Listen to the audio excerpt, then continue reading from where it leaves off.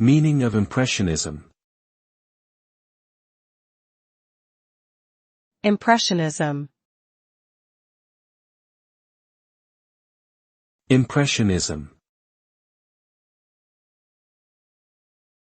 Impressionism.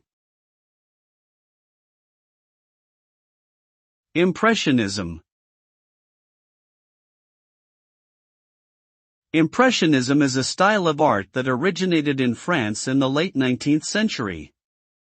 It is characterized by the use of loose brush strokes and an emphasis on capturing the fleeting impression of light and color rather than precise details.